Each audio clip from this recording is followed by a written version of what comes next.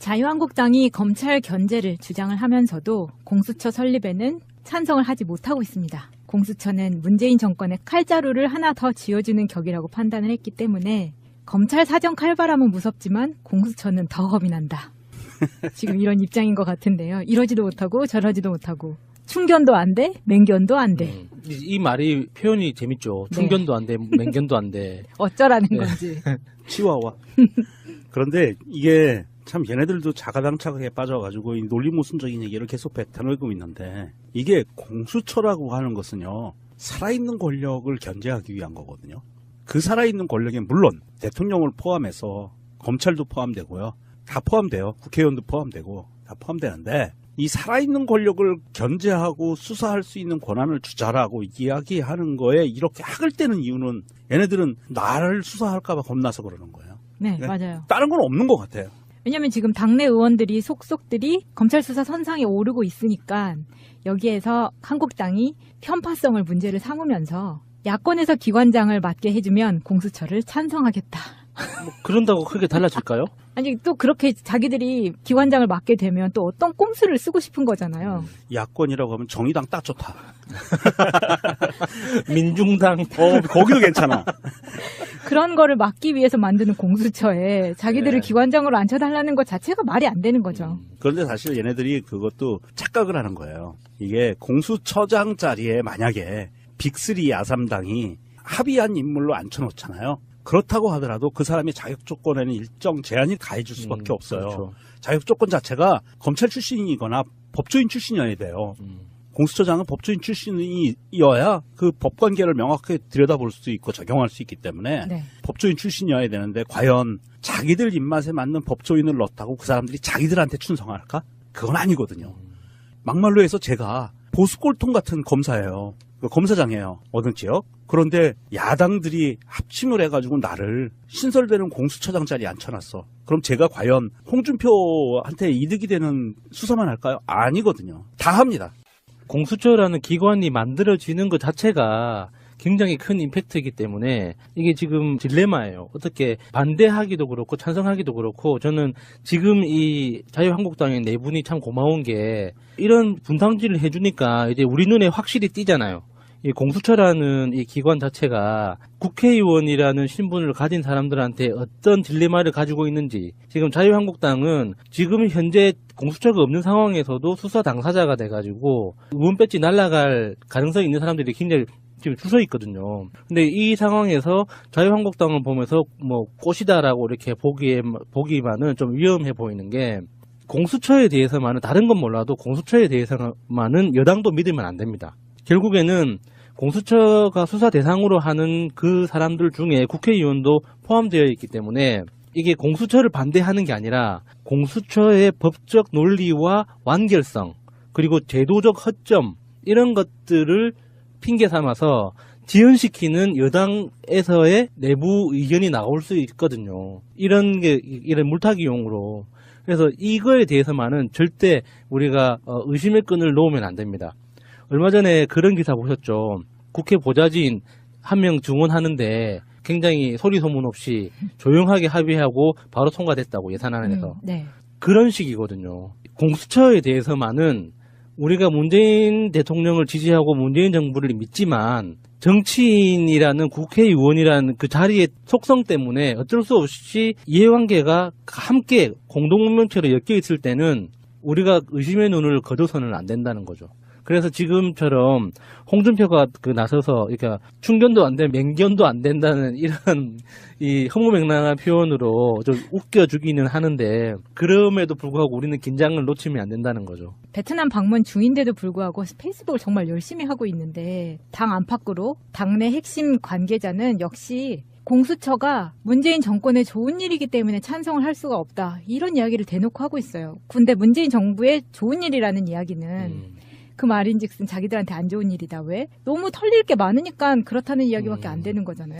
그러니까 기사에서 보면은 이 국회 내부의 어떤 제도적 허점을 드러내지 않고 논란 때문에 계속 지연되고 있다. 공수처 설립에 대한 법안이 지연되고 있다고만 설명이 돼 있는데 사실은 이제 각 상임위에는 소위원회라는 게 있어요. 네. 법안을 다루는 소위원회가 있고 예산을 다루는 소위원회가 있고 그리고 민원을 다루는 소위원회가 있거든요.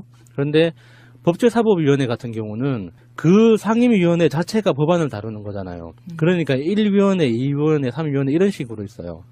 그러면 지나가는 말로 이렇게 가볍게 건너뛰었지만 소위원회는 만장일치로 통과하는 거를 일종의 관례로 여기기 때문에 계속 합의되지 않고 진통을 겪고 있다 이런 식으로 표현을 하거든요. 소위원회에서 통과가 되는 게 만장일치여야 한다는 건 법이 아니에요. 규정도 아니고 법으로 정해져 있는 게 아니에요. 그동안 국회 내부에서 오랫동안 관례처럼 소위원회에서는 반대하는 사람 한 명도 없이 그냥 만장일치로 반대하는 사람이 실제로 그래요. 소위원회 위원장이 반대하는 분 계십니까 해서 아무도 손을 안 들면 통과해요. 그런 식으로 진행이 되거든요. 그러니까 이렇게 공수처처럼 굉장히 민감한 법안은 누구 한 사람이라도 손을 들거나 자리를 비워버리면 통과가 안 되는 거예요. 그러니까 자유당 김진태가 그랬잖아요. 나 이제 그 소위원회 안 들어갈 거야. 그러면은 위원회 소집 자체가 안 되는 거예요. 제가 지적하고 싶은 건 김진태의 비열함도 있지만 네. 그 다른 당 의원들의 소극적인 태도도 볼 수 있다는 거죠. 그러니까 이게 관례를 이유로 그동안 그 국회 관례가 그랬기 때문에 만장일치가 안 되면 통과가 안 된다. 그래서 상임위 본회의에 못 올린다. 상정하지 못한다. 이런 절차 자체를 인정해 주는 것 자체가 맞아요. 그러니까 아무 근거 없는 그동안의 관습적인 관례를 인정한다 하고 있다는 뜻이에요.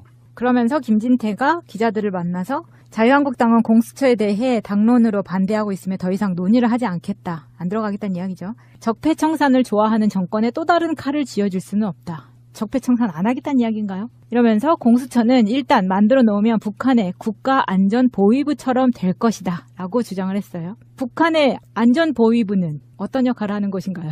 국가안전보위부요? 그런 국가기관이 없어요. 북한에. 뭔가 소설에나 영화에서 본 것 같은데요? 그랬을 거예요. 왜냐하면 국가안전보위부라는 조직은요, 1970년대에 처음 만듭니다. 김일성이. 만들긴 만들어요. 그리고 82년에 국가보위부로 바뀌어요, 이름이. 그러면 김진태가 한창 열심히 학생운동할 때, 그때 잠깐 있었던 그런 건가 보네요. 그 후에 다시 나와요. 그러니까 90년대 초에 들어서 국가안전보위부로 다시 또 바뀌어요, 이름이. 뭐 이름이 안기부에서 국정원으로 바뀌는 거랑 비슷해요.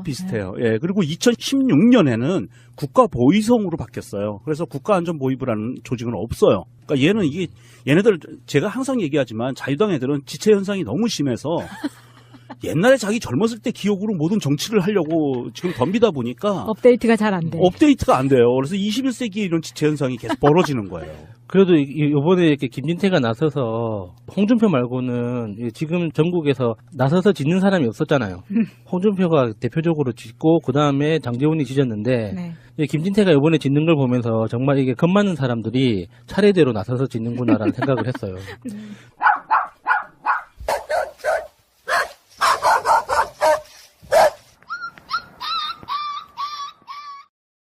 내부거래? 부당거래. 네. 부당거래라는 영화에 보면 네. 거기에 그 류승범 씨가 검사로 나오잖아요. 네. 불량한 검사로 네. 나오잖아요. 거기에 그 류승범 씨가 황정민한테 형사로 나오는 황정민한테 하는 대사 중에 하나가 당신 내가 왜 검사가 된 줄 알아? 겁이 존나 많아. 내가 겁이 존나 많아서 검사가 된 거야. 이런 식으로 이야기를 하거든요. 근데 김진태 보면서 그게 너무 갑자기 생각이 났어요. 진짜 지가 쫄리니까 나서서 이렇게 먼저 깽판을 치는 거예요.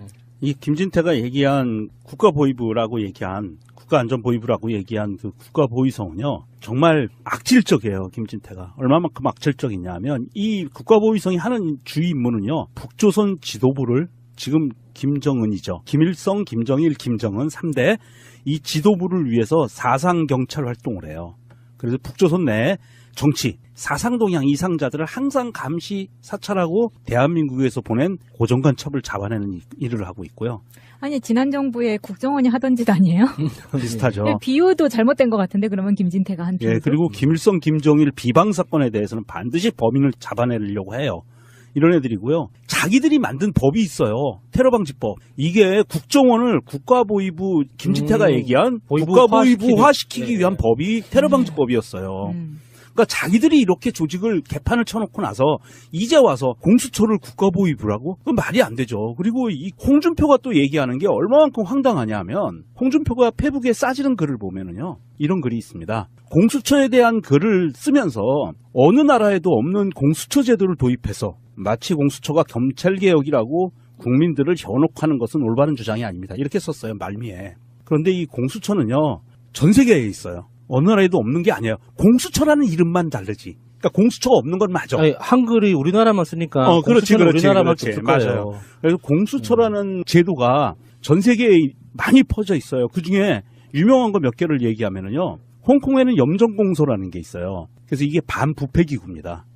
그래서 이게 행정부로부터 독립된 별도 기관으로 돼 있고요. 행정부 수장이 행정장관에게 직속돼 있어요. 그리고 싱가포르에도 있고요. 싱가포르의 부패행위조사국이라는 게 있어요. 조사국장은 수상이 직접 임명하게 돼 있고요.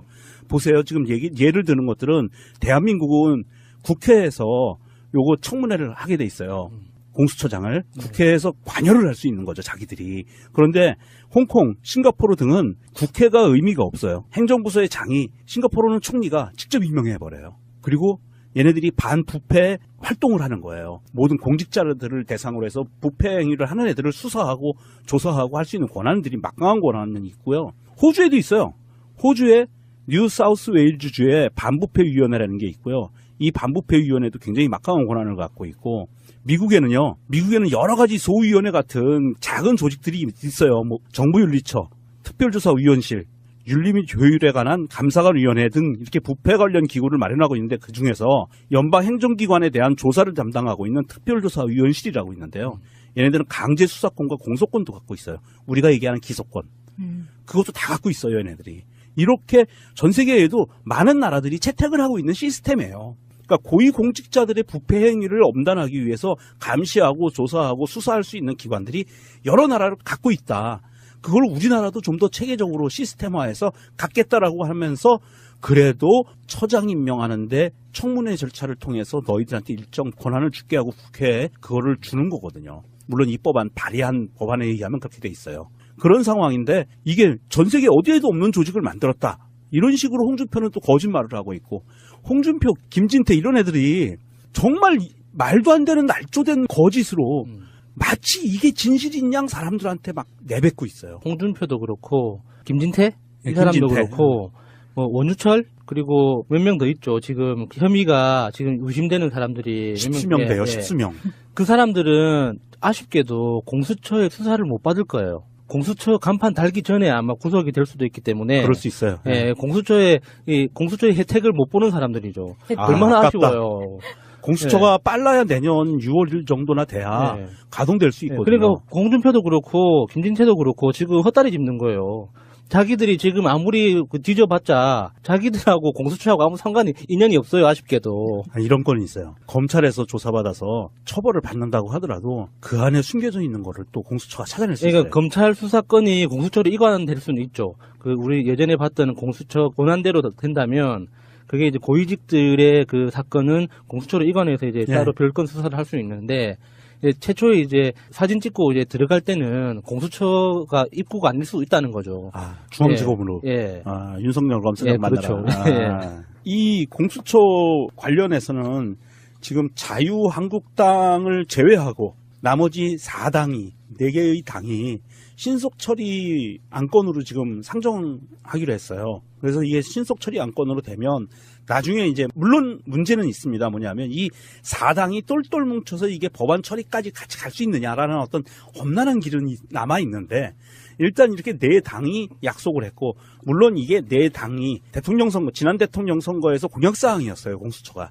그렇기 때문에 이렇게 지금 가고 있는데 자유한국당만 지금 빠진 거죠. 얘네들은 뭐 당연히 대상이 수사 대상이기 때문에 반대할 수밖에 없는 입장이고, 아마 빠르면 내년 8월이라고 하는데 좀 봐야 될 것 같아요. 그동안 또 어떤 정치 지형들이 벌어져가지고 난리 뻑대기를 칠지, 뭐 여의치 않으면 뭐 정부 법안으로 그냥 확 밀어붙이는 수도 있고. 는 공수처가 수사 대상으로 하는 그 사람들 중에 국회의원도 포함되어 있기 때문에 이게 공수처를 반대하는 게 아니라 공수처의 법적 논리와 완결성, 그리고 제도적 허점, 이런 것들을 핑계 삼아서 지연시키는 여당에서의 내부 의견이 나올 수 있거든요. 이런 물타기용으로. 그래서 이거에 대해서만은 절대 우리가 의심의 끈을 놓으면 안 됩니다. 얼마 전에 그런 기사 보셨죠? 국회 보좌진 한 명 증언하는데 굉장히 소리 소문 없이 조용하게 합의하고 바로 통과됐다고, 예산안에서. 네. 그런 식이거든요. 공수처에 대해서만은 우리가 문재인 대통령을 지지하고 문재인 정부를 믿지만 정치인이라는 국회의원이라는 그 자리의 속성 때문에 어쩔 수 없이 이해관계가 함께 공동문명체로 엮여 있을 때는 우리가 의심의 눈을 거둬서는 안 된다는 거죠.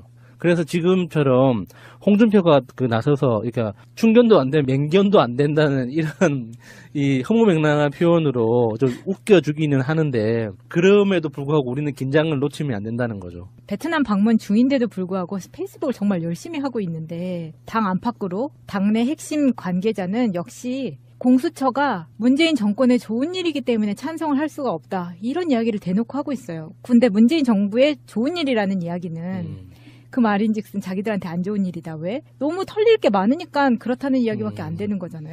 그러니까 이 기사에서 보면은 이 국회 내부의 어떤 제도적 허점을 드러내지 않고 논란 때문에 계속 지연되고 있다, 공수처 설립에 대한 법안이 지연되고 있다고만 설명이 돼 있는데, 사실은 이제 각 상임위에는 소위원회라는 게 있어요. 네. 법안을 다루는 소위원회가 있고 예산을 다루는 소위원회가 있고 그리고 민원을 다루는 소위원회가 있거든요.